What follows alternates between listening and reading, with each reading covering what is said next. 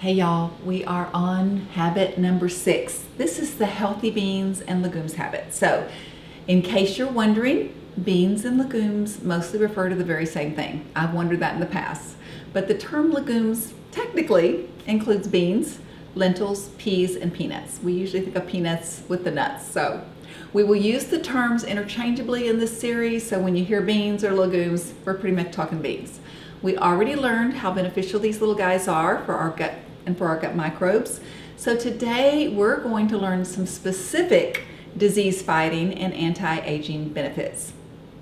Dr. Greger refers to beans as some of the healthiest foods on earth.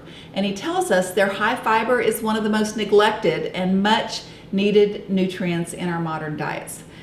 And as it turns out, fiber and many other components in beans help our bodies fight degenerative diseases, including cancer. So let's talk about cancer.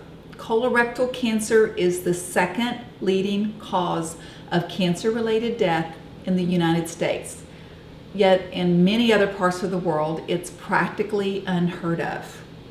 Dr. Dennis Burkitt was willing to spend 24 years in Uganda, where there is little to no colorectal cancer, to find out why. And he came to this conclusion. He said fiber intake was the key, since the Ugandans consume diets centered around lots of fiber-filled whole plant foods.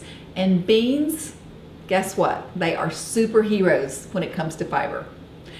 But fiber may not be the only reason that beans have so many health benefits. It turns out phytates in food may help protect against colorectal cancer, and eating beans is an excellent source. Phytates target cancer cells and have components that deliver antioxidant, anti-inflammatory, and immune-enhancing benefits. And I love this quote about phytates from Dr. Greger. He says, "Phytates do have side effects, but they all appear to be good.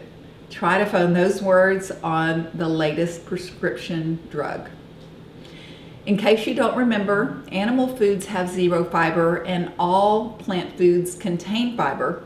So invite some beans and other whole plant foods to dinner. And when it comes to aging, legumes have been named the most important predictor of survival in older people around the globe. I am one, and older people are getting there. Whether it's the Japanese eating soy, Swedes eating brown beans and peas, or the Mediterranean region eating lentils, chickpeas, and white beans, legume intake was consistently associated with a longer lifespan. Researchers found an 8% reduction in risk of premature death when adding just 2 tablespoons daily. I think I can do that. Dr. Gillian McKeith agrees. In her book, You Are What You Eat, she tells us this: beans are great for weight loss. They also lower cholesterol, prevent heart disease, and purge the body of unwanted toxins. She continues by telling us they are a good source of complex carbohydrates. Now that's the kind that we get in whole, unprocessed plant foods. She goes on to say, all of my patients who stopped eating carbohydrates became weak over time and constipated, gaunt, irritable, and depressed. Does not sound fun. Now, of course, guys, we need to cut out the bad refined carbs like cakes, cookies, white flour pastas, and sweets. You know those foods. But complex carbohydrates like whole beans and the other plant foods we've been talking about, these are essential for our good health. So eat up. And for those of you and me interested in weight loss, legume consumption is associated with a slimmer waist, yay, and lower blood pressure. And randomized trials have shown they can match or beat calorie cutting for slimming tummy fat, as well as improving the regulation of blood sugar, insulin levels, and cholesterol. Wow, guys, that is a lot of good from one simple habit.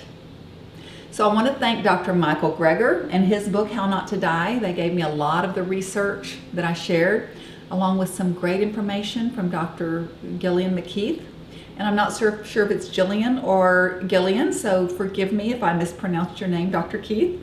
In addition, Dr. Joel Furman, Dr. Colin Campbell, Dr. Caldwell Esselstyn, and many others agree beans are a good gift to our body, and I believe a good gift from God. So here's our beans and legumes challenge, 3 servings a day. And you can choose from these various servings. 1/4 cup of hummus or bean dip is a serving. A 1/2 cup of cooked beans, split peas, lentils, tofu, or tempeh is a serving. Or 1 cup of fresh peas or sprouted lentils. Any of those would equal 1 serving, and we're trying to get 3. So I'm going to end this segment with a funny Dr. Greger provided to add laughter to our healthy habits. See what you think. A lot of you have heard of the little poem about beans. Well, here's his version. Beans, beans, good for your heart. The more you eat them, the longer you live. You thought we were going to look for a rhyming word, didn't you? Well, it made me laugh. I hope it did you too. Thank you, Dr. Greger. That's it for the day. Eat some beans for dinner and smile. You just did something great for your body. If this was helpful, share it with someone you know who needs better health, and join me at Friday at noon as I share ideas for putting some of these good foods into recipes we can use to build our body. So I'll see you next time, and God bless you big. Bye-bye.